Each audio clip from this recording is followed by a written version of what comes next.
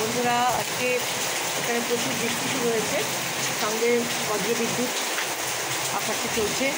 তো আমার মনে হলো এই সিচুয়েশনের মধ্যেই যদি আজকের গল্পটা শুরু হয় তাহলে কেমন হয়।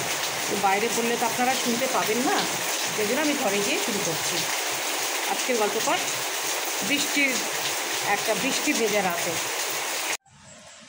নমস্কার বন্ধুরা, আজকে একটু অন্যরকমভাবে গল্পটা পড়তে চাইছি।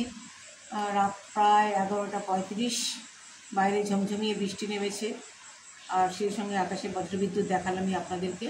তো বাইরে পড়া সম্ভব নয়, তাই জন্য আমি চলে এসেছি ঘরের ভেতর। কিন্তু চারদিক থেকে একটা বৃষ্টির আওয়াজ আসছে, বেশ সুন্দর একটা অদ্ভুত রোমাঞ্চকর সিচুয়েশন বা পরিবেশ তৈরি হয়েছে। তো সেখানে আমি একটা গল্প পড়ে শোনাচ্ছি। হঠাৎ করে গল্পটা আজকে আমি পড়লাম অনেক দিন পর, সেই 2015 সালের পর। নিজের দিকে ফেরা বইয়ের নাম এবং গল্পের নামও নিজের দিকে ফেরা। তো নিজের দিকে সবাইকেই একসময় না একসময় ফিরতেই হয়। তো সেটা নিয়েই আজকের গল্প শুরু করছি। দুপুর 1:39, শিয়ালদহ প্ল্যাটফর্ম ভিড়ে ঠাসা। ঠিক 1:40 দুলে উঠল তিস্তা তোরসা এক্সপ্রেস। বৃষ্টি, কঙ্কা, ময়ূখ সিটের তলায় মালপত্র অ্যাডজাস্ট করতে ব্যস্ত। পেছন থেকে হঠাৎ চেঁচামেচির শব্দে তিনজন চমকে দেখে কুলির সাথে জোজোর প্রচণ্ড তর্ক চলছে। 300 টাকার কম আমরা নেব না বাবু। ইয়ার কি পেয়েছো? হ্যাঁ, 300 টাকা লাগবে? টাকা কি ঝাঁকালে ঝুপঝুপ করে পড়ে? এই এত বড় বড় মাল আছে, আমরা দৌড়ে দৌড়ে সব তুলে দিয়েছি। বহুত তকলিফ হুয়া সাহব, अगर 300 देना है तो दीजिए, नहीं तो हम नहीं लेंगे। ময়ূখ সহযাত্রীদের মালগুলো ঠেসে ঠেসে নিজেদের লাগেজগুলোকে সুন্দর ও সুচারুভাবে সিটের তলায় কোনায় মাথায় গোজাচ্ছিল। এমনিতেই বৃষ্টি আর কঙ্কার উপরে ও যথেষ্ট বিরক্ত। ওরা 2টো করে লাগেজ এনেছে। এই, তোদের বলা হয়েছিল না একটা করে ব্যাগ আনবি? কি এনেছিস বলতো? এত গাদা গাদা ড্রেস। স্টেজে এক একদিন তো এক একটা ড্রেস পরবো, একই ড্রেস পরে পারফর্ম করবি নাকি? কঙ্কার সাফ জবাব। সাথে কি তোদের মাথা মোটার দল বলি? তোরা কি একই জায়গায় প্রতিদিন ফাংশন করবি? করবি তো এক একদিন এক এক জায়গায়। কে দেখতে যাবে তুই কবে কোন ড্রেস পরেছিলিস? বৃষ্টি হঠাৎ বলে উঠল, এই জয়দীপ কোথায় রে? ও তো এখন ট্রেনে উঠলো না। কি? জোজোর চোখ বিস্ফারিত। টিকিটগুলো তো ওর কাছে, এবার কি হবে? ওই বেটাকে না বলেছিলাম জানিস, টিকিটগুলো আমাকে দে। তোকে বিশ্বাস নেই, তুই আরেকবার আমাদের ডুবিয়েছিলিস। চাপ নিস না, আমার মোবাইলে মেসেজ আছে। ময়ূখের নিরুত্তাপ জবাব। কিন্তু ও না গেলে গিটার বাজাবে কে? সবকটা গানেই তো বেশ কিছুটা করে গিটারের পার্ট আছে। কঙ্কার গলায় উদ্বেগ। बाबू एक फ़ोन कर लीजिए ना, देखिए ना वो सब कहाँ पर है। हो सकता है वो बगल के कमरे में घुस गया। प्रथम कुलिर अभयबाणी। द्वितीय कुली खैनी टिपते टिपते बोल, आप लोग चेन क्यों नहीं खींचते? ठीक ही तो, ये सहज कथाटा कारो माথায় আসলো না। हाँ बाबू, ट्रेन बहुत जोर चल रहा है, हम लोगों को छोड़िए। জোজো চিৎকার শুরু করেছিল, 1 টাকাও দেব না। সুযোগ বুঝে জ্ঞান দিয়ে কি হয়েছে? ঝামেলা কিসের? পেছনের লোকগুলোকে ঠেলে জয়দীপ এগিয়ে আসে জোজোর কাছে। কোথায় ছিলি তুই? সবাইকে তো টেনশনে ফেলে দিস সবসময়। বৃষ্টির কান্না ভেজা গলা। কঙ্কা জানালার থেকে মুখটা ফিরিয়ে নিয়ে বলে, সবাইকে না স্পেশালি তোকে? ময়ূখ জোজোকে বলল, এই যাত্রার শুরুতেই ভালো লাগছে না ঝামেলা, ওরা যা চাইছে দিয়ে দে তো। সন্ধ্যা নেমেছে প্রকৃতির বুকে, আলো জ্বলে উঠেছে কামরার ভেতর। জয়দীপ গিটার বের করেছে, বাকিরা হালকা গলায় গান তুলেছে। আমার ভিতর বাহিরে অন্তরে অন্তরে আছো তুমি হৃদয় জুড়ে।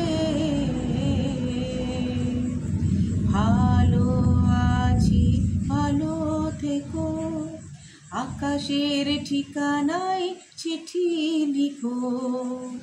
দিও তোমার মালা কানি বাউলের মনটারে আমার ভিতর। হঠাৎ ওপরে বার্থ থেকে কম্বল সরিয়ে এক বৃদ্ধা বলে ওঠেন, কে গায়ে রে ঝিলাম? ঝিলাম তাড়াতাড়ি উঠে মাকে সামলায়। তোমার অসুবিধা হচ্ছে মা? ওদেরকে না করবো গাইতে? না, ওরা গাক, ভারী সুন্দর সুর, কথাগুলোও কি সুন্দর। তোমার মনে পড়ছে মা এই গানটা তো তুমিও একসময় গাইতে। যা, আমি গান গাইতে পারি নাকি? গাও, তোমরা গাও। আপনাদের ব্যান্ডের নাম কি? ঝিলামের উল্টো দিকে সিটে বসা সমজ কৌতূহল না মেটাতে পেরে প্রশ্ন করে ময়ূককে। আমাদের ব্যান্ডের নাম সঙ্গীত সাগর। বাহ, নামটা কার দেওয়া? আপনাদের মধ্যে কারোর? না, ওটা ওই বৃষ্টির বাবার দেওয়া। উনি সাহিত্য চর্চা করেন কি না, তাই। কী নাম ওনার? ওনার নাম জ্যোতিশঙ্কর ভট্টাচার্য। ওনার একটা উপন্যাস তো সাহিত্য একাডেমি পুরস্কার পেয়েছিল, নাম শুনেছেন ওনার? চমকে ওঠে সমজ নামটা শুনে। ওনার নাম জানবো না? উনি আগে পাবলিশার্স ছিলেন। কলেজ স্ট্রিটে ওনার বইয়ের দোকান ছিল, জ্যোতি পাবলিশার্স। হঠাৎ পুরস্কার পাওয়ার পর ব্যবসা গোটাতে শুরু করেন, হয়ে গেলেন সাহিত্যিক। বাংলাদেশ থেকে এসেছিলেন, ওখানকার ম্যাট্রিক পাস। বাপরে বৃষ্টি, তুইও তো বোধহয় তোর বাবার এত হিস্ট্রি জানিস না। কঙ্কা বৃষ্টিকে খোঁচা মারতে ছাড়ে না। ওনার হিস্ট্রি যত কম জানা যায় ততই মঙ্গল। ঝিলাম উল্টো দিকে সিট থেকে কটমট করে ওর কাজিন সমজের দিকে তাকায়, ইশারায় ওকে থামতে বলে। সমজ ঝিলাম দিদির কথার কোনোদিনও অবাধ্য হয়নি, আজও হলো না। আপনারা কোথায় যাচ্ছেন? ঝিলাম বৃষ্টিকে প্রশ্ন করে। আমরা ডুয়ার্সে বিভিন্ন জায়গায় যাচ্ছি প্রোগ্রাম করতে। আপনারা কি সবাই স্টুডেন্ট? না না, আমরা এক একজন এক একটা প্রফেশনে আছি। তবে জয়দীপ একটা বিশেষ কারণে আমাদের সাথে যাচ্ছে। ওই যে গিটার বাজাচ্ছে, ও একটা ডকুমেন্টারি ফিল্ম বানাচ্ছে তো, একজন সুবিখ্যাত লেখিকা ও গায়িকার জীবন নিয়ে। সেজন্য তথ্য সংগ্রহের জন্য ওকে সেখানে যেতে হচ্ছে। কাকে নিয়ে করছেন? সপ্তবর্ণা মুখার্জি, 80-র দশকের একজন রিনাউন্ড রাইটার। খুব ভালো নজরুল গীতি, অতুল প্রসাদী আর রজনীকান্তের গান গাইতেন। নাম শোনেননি ওনার? নাম শুনবে মানে? উনি তো। সমজ উচ্ছ্বাস প্রকাশ করতে যেতেই ঝিলাম পা দিয়ে খোঁচা মারে, মেরে ওকে থামায়। হ্যাঁ শুনেছি, ঝিলামের সংক্ষিপ্ত উত্তর। জয়দীপ চুপচাপ সব লক্ষ্য করে যাচ্ছিল। হঠাৎ সমজকে প্রশ্ন করে বসে, আপনারা কোথায় যাচ্ছেন? ফালাকাটা। ময়ূক জয়দীপকে জিজ্ঞাসা করে, এই তোর সাতরঙা মুখার্জি ফালাকাটাতে থাকতেন না? আপনারা আরেকটা গান ধরুন না।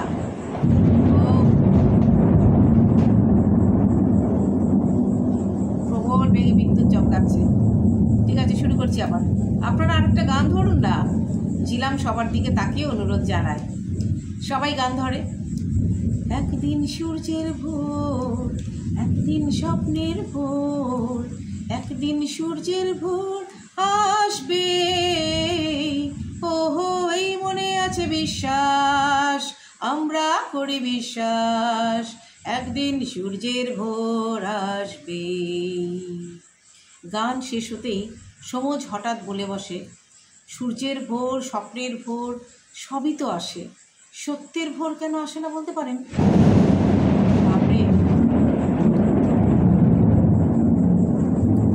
রাতে করিডোরে সমজ সিগারেট ধরিয়ে শুকটান দিচ্ছিল। কামরায় বেশিরভাগ যাত্রী ঘুমিয়ে পড়েছে তখন। হঠাৎ কাঁধে আলতো ছোঁয়ায় চমকে দেখে জয়দীপ। তোমাকে একটা প্রশ্ন করব ভাই, তুমিই পারবে আমাকে আলোকপাত করতে।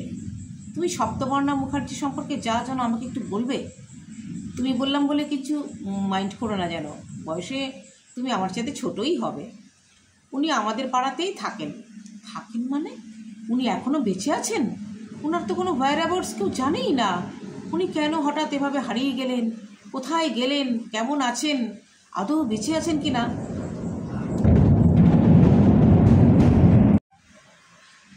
চলে গেছিল কারেন্ট। আমি মোমবাতির আলোতেই গল্পটা পড়া শেষ করছি। আদৌ বেঁচে আছেন কি না কেউই তো কোনো সদুত্তর দিতে পারে না।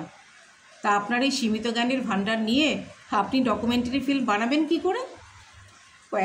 কয়েকটা পেপার কাটিং থেকে কিছু অতীতের তথ্য পেয়েছি, আর নেট ঘেটে ঘন্টার মাথা পাবেন। আপনাদের নেট বলে দেবে আপনার বান্ধবী, ওই যে বৃষ্টি বললেন না, তার বাবা জ্যোতিশঙ্কর, যে উপন্যাসটার জন্য অ্যাওয়ার্ড পেয়েছে, সেটা যে আসলে সপ্তবর্ণা মুখার্জিরই লেখা। নিজের দিকে ফেরা, এই ছিল আসল নাম বইটা। আপনাদের সাহিত্যিক জ্যোতিবাবু ওই নামটা বদলে লিখলেন পাশের বাড়ির মেয়ে। একই গল্প, একই চরিত্র, শুধু লেখিকা সপ্তবর্ণা মুখার্জির জায়গায় লেখক জ্যোতিশঙ্কর ভট্টাচার্য। তুমি এত কথা জানলে কি করে?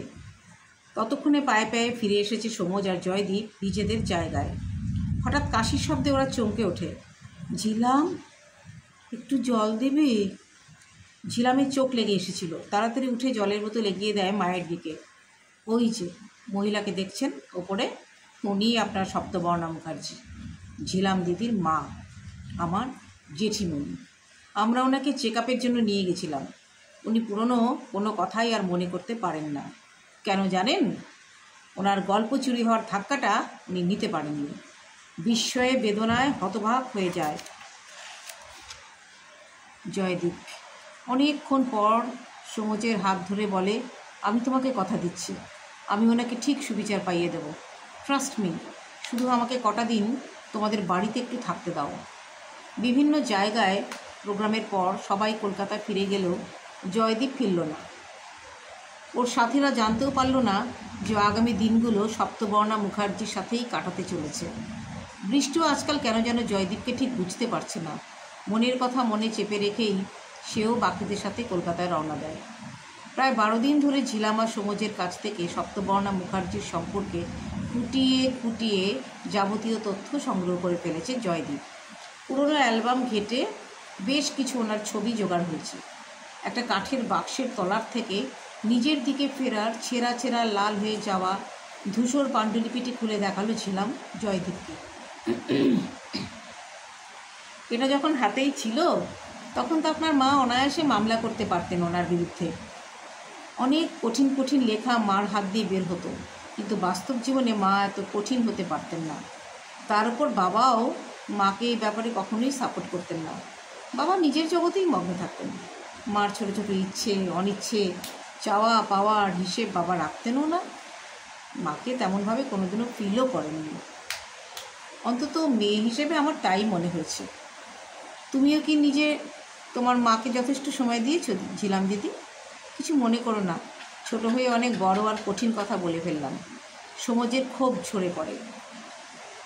জানো তো জয়দীপদা, আমাদের তো জয়েন্ট ফ্যামিলি ছিল, সব মিলিয়ে 14 জন। আমাদের 2 পিসিও অবিবাহিত ছিল। তাদের যাবতীয় ক্ষোভ উগড়ে দিত এই জেঠিমণির ওপর। এত চমৎকার গান গাইতেন, এত সুন্দর রান্না করতেন, তবু কারোর মন জয় করতে পারলেন না। জেঠিমণির একটা গান আমার এখনও কানে বাজে। এমনই বরষা ছিল সেদিন, শিওরে প্রদীপ ছিল মলিন, তব হাতে ছিল অলস বিন, মনে কি পড়ে প্রিয়। এই প্রিয় শব্দটা শুধুমাত্র যে তার হাজব্যান্ড মানে আমার জেঠুমনির জন্যই প্রযোজ্য ছিল তা কিন্তু নয়। প্রত্যেকের কাছেই বোধহয় এটা তার প্রশ্ন ছিল, অন্তত আমার তাই মনে হয়েছে। ভীষণ কাঁদতেন লুকিয়ে লুকিয়ে, জানো, আমি মাঝে মাঝে দেখে ফেলতাম। আসলে আমি তো অত বইয়ের পোকা ছিলাম না, তাই আমার হাতে মূল্যহীন কাজে সময় দেবার অনেক সেকেন্ড মিনিট ঘন্টা পড়ে থাকত। আমার চোখে তাই অনেক ছোটো ছোটো গুরুত্বপূর্ণ মুহূর্ত ধরা পড়ে যেত। কেউই পাত্তা দিত না আমাকে, ভাবতো ছোট্ট শিশুর মনের খামখেয়ালিপনা। মাকেও অনেক সময় বলতে গেছি। মা বলতো, বড়দের ভাবনা বড়রা ভাববে, তোমাকে এত ছোট্ট বয়সে এ নিয়ে মাথা ঘামাতে হবে না। বড়রা ভাবলো কই? আমার জেঠিমণি যে ঘরে বাইরে কষ্ট লাঞ্ছনা যন্ত্রণা পেতে পেতে শেষ হয়ে যাচ্ছিল, তার খবর রাখার সময় কারোর হাতেই ছিল না। সবাই ছুটছে, স্বামী সন্তান আত্মীয় পরিজন সবাই ছুটছে। কেউ পয়সার জন্য, কেউ কেরিয়ার করবার জন্য, কেউ নিজেদের হিংসা ক্ষোভ জ্বালা চরিতার্থ করবার জন্য। ঝিলামের চোখে অনেকক্ষণ থেকেই বর্ষা ঘনিয়ে এসেছিল। এবার তা বাঁধ ভেঙে বন্যার আকার ধারণ করল। সমজ আমার কাজিন হয়ে মাকে যতটা বুঝেছে চিনেছে, আমি মেয়ে হয়ে সেটা পারিনি কেন? রক্ত মাংস অস্থি মজ্জা দিয়ে তো আমি তৈরি হয়েছি, সমজ তো নয়। এই লজ্জা এই আত্মগ্লানি নিয়ে আমি কিভাবে ভবিষ্যৎ করব? ফিরে গেল জয়দীপ। শুরু হলো ও স্বপ্ন সৌধ গড়ার কাজ। রাত দিন ঘন্টা মিনিট সেকেন্ডকে ওর মূল্যহীন জীবন থেকে তুড়ি মেরে উড়িয়ে দিয়ে বানালো ডকুমেন্টারি ফিল্ম নিজের দিকে ফেরা। হিসেববিহীনভাবে কেটে যাচ্ছিল 6 মাস সপ্তবর্ণার জীবন থেকে। পুবের ব্যালকনিতে ইজি চেয়ারে বসে ঝিমোচ্ছিলেন, হাতে খবরের কাগজ নিয়ে। এককালের প্রথিতযশা লেখিকা ও গায়িকা। হঠাৎ ঘরের টেলিফোনটা বেজে উঠতেই চমকে উঠলেন। ঝিলাম দৌড়ে এসে ফোন ধরে। তার চেম্বারে রুগীর ভিড়। বাবা শহরের নামকরা চিকিৎসক। প্রায় 2 বছর হলো বাবা অ্যালজাইমার রোগে ভুগছে। সুন্দর ঝকঝকে উজ্জ্বল ভবিষ্যতের হাতছানিকে উপেক্ষা করে একমাত্র কন্যার দায়িত্ব পালনের জন্য সে ফালাকাটা নামের ছোট্ট অচেনা শহরেই নিজের কর্মজীবন গড়ে তোলে। হ্যাঁ, হ্যালো, কি খুব ব্যস্ত? হ্যাঁ, চেম্বারে অনেক পেশেন্ট বসে আছে। কাল রাতেই তো অনেকক্ষণ কথা হলো, আবার এখন ফোন করছো কেন? প্লিজ যা বলার রাতেই বলো। কোনো প্রেমালাপ করার জন্য আমি ডক্টর ঝিলাম মুখার্জিকে ফোন করছিলাম। তোমার মাকে নিয়ে করা ফিল্মটা এক জায়গায় পাঠিয়েছিলাম, তোমায় বলিনি। এক্ষুনি ফোন এলো, সেটা আইডিএ ডকুমেন্টারি অ্যাওয়ার্ডস পেয়েছে। আইডিএ ফুল ফর্ম কি? International documentary association. What? Yes my beloved doctor. Thank you জয়দি। আমার মাকে তুমি জাস্টিস পাইয়ে দিয়েছো। তোমার মা কিন্তু এখন আমারও মা। am I right? Absolutely. Then no thanks, no formality. Okay, ready হও যাওয়ার জন্য। কোথায়? অ্যাওয়ার্ড নিতে যেতে হবে তো মাকে নিয়ে। সে তো বিদেশে, মাকে নিয়ে কীভাবে যাব? তাছাড়া ভিসা সেসব আমি দেখে নেব। আর হ্যাঁ, সঙ্গে সমজকেও নিও। এত প্যাসেজ মানি কোথা থেকে পাবে? আম খাও না, মধুবনে কটা ভ্রমর এলো, গুনতে বসো না। বাবাকে কে দেখবে? সমজের মা বাবাকে বলো, এখন ঠিক দেখবে। তোমার মার জন্য তাদের স্ট্যাটাসটাও তো বাড়লো। মা তো কিছুই বুঝবে না। না বুঝুন, তবু অ্যাওয়ার্ডটা উনি নিজেই নেবেন। বি রেডি ছিলাম টু ফ্লাই। আচ্ছা ঠিক আছে। ফোনটা রেখে ছিলাম কান্নায় ভেঙে পড়ে রিসিভারের উপর। হতভম্ব সপ্তবর্ণা পেপার রেখে ওর মুখের দিকে তাকায়। ব্যালকনি থেকে গলা চড়ান, ঝিলাম ঝিলাম। হ্যাঁ মা। কার ফোন রে? চেম্বার থেকে। তুই কাঁদছিস? নিজের অশ্রুকে শাসন করে ঠোঁটে এক চিলতে হাসি এনে ঝিলাম বলল, কই না তো। শেষ নিজের দিকে ফেরা। সবাইকে না একসময় জীবনের কোনো না কোনো প্রান্তে এসে নিজের দিকে ফিরতে হয়। তো এটা আমার মনে হয়েছিল, সেই জন্য আমি একটা এরকম গল্পের নাম রেখেছিলাম, নিজের দিকে ফেরা। আমি জানি না আমার কেন হাতে এরকম একটা অদ্ভুত গল্প উঠে এসছে এবং তার নাম আমি নিজের দিকে ফেরা। আমি জানি না, আমি চাইবো না নিশ্চয়ই আমার সাথেও কোনো দিন এরকম হোক। তা আজকে এই পর্যন্তই। নমস্কার, শুভরাত্রি।